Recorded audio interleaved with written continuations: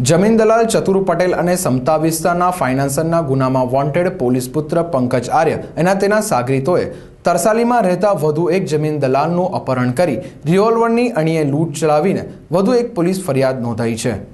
જમીન દલાલ ચતુર પટેલને સમતા વિસ્તારના ફાઇનાન્સરના ગુનામાં વોન્ટેડ પોલીસ પુત્ર પંકજ આર્ય અને તેના સાગરીતોએ તરસાલીમાં રહેતા વધુ એક જમીન દલાલનું અપહરણ કરી રિવોલ્વરની અણીએ ₹85,000ની લૂંટ ચલાવી ₹10 લાખનો ચેક લખાવી લીધાની વધુ એક પોલીસ ફરિયાદ નોંધાઈ છે।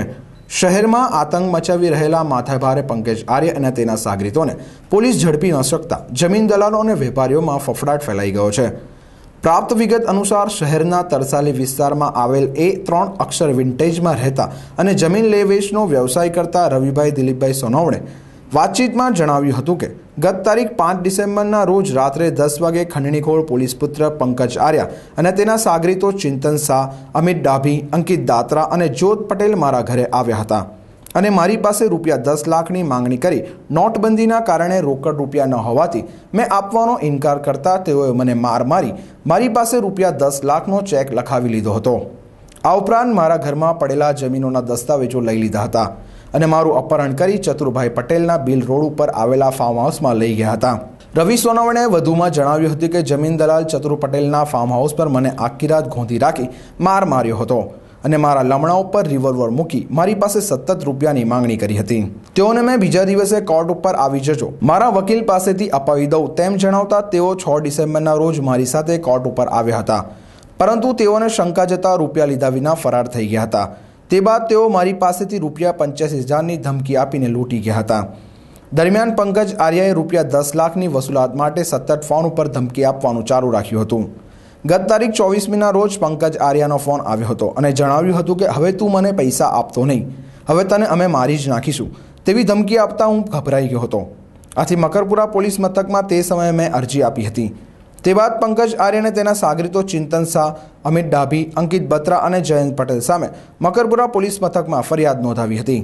પહેલાં મોડો હતો બે વાર મળ્યા હતા, પછી આ લોકો રાત્રે મોડા આવ્યા હતા મળવા માટે, ઘરમાં ઘૂસીને માર્યો હતો, ફાર્મ પર લીધું, ફાર્મ પર માર્યો હતો, ઘરમાંથી સોના દાગીના વગેરે બધું ઉપર કેશ પડી હતી, કેશ બધું લઈને એ લોકો મને ફાર્મ પર લઈ ગયા, ત્યાં માર્યો। પછી સવારે મને કીધું પૈસા જેટલી અરેન્જમેન્ટ થાય એટલી કરીને આપ, પછી બી સવારે મને બહાર લઈ ગયા હતા અને બાને પછી ભાગી ગયું કોર્ટમાંથી।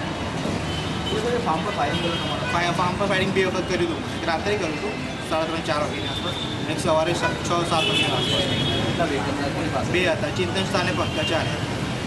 10 લાખની માંગણી હતી એના પૈકી જેટલા કેશ અરેન્જમેન્ટ થાય એટલે હમણાં કરીએ એમ બહાને મેં બધા ગ્રુપમાં ફોન કર્યા હતા, મારા ગ્રુપમાં કીધું કે એક કામ કરો, ગ્રુપ પર આવી ગયા અમે થોડા ઘણા કેશ પડ્યા છે તું લઈ લેજે। એ બહાને પછી અમે કોર્ટ પર ગયા 1 વાગે અને 1 વાગે કોર્ટ પર જો ઉતર્યો અને ડાઉટ ગયો કે હાથમાં નહીં આવે તો ભાગી ગયા। 5/12/2016ના રોજ સોમા તળાવના રહેવાસી છે રવિ દિલીપ કુમાર સોનવણે, તેઓને ત્યાં પંકજ આર્ય કરીને સમ છે એ તથા એના બીજા 4 મિત્રો મળીને એના ઘરે બળજબરીથી પ્રવેશ કરી એને ધાક ધમકીઓ આપી, એને પહેરેલી સોનાની ચેન, વીંટી, પેન્ડલ વગેરે મળી કુલ 85,000ની લૂંટ કરેલી એ લોકોએ, તેમજ એને બળજબરીથી એની પાસે 10 લાખનો ચેક લખાવી લીધેલો।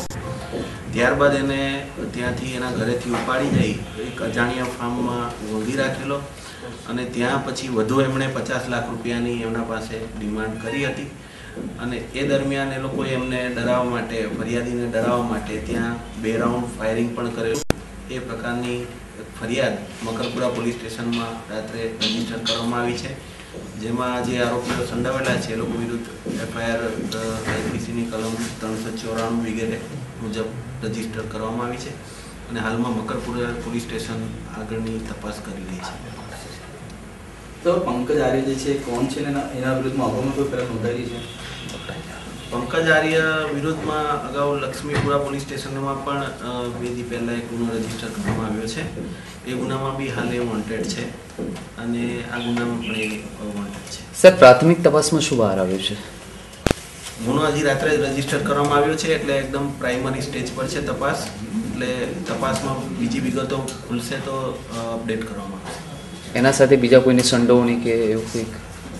ગુનામાં કુલ 5 આરોપીઓ છે અને એ તમામ ટૂંકમાં એ બનાવ 5/12નો છે, એટલે હાલે તપાસ ચાલી રહી છે અને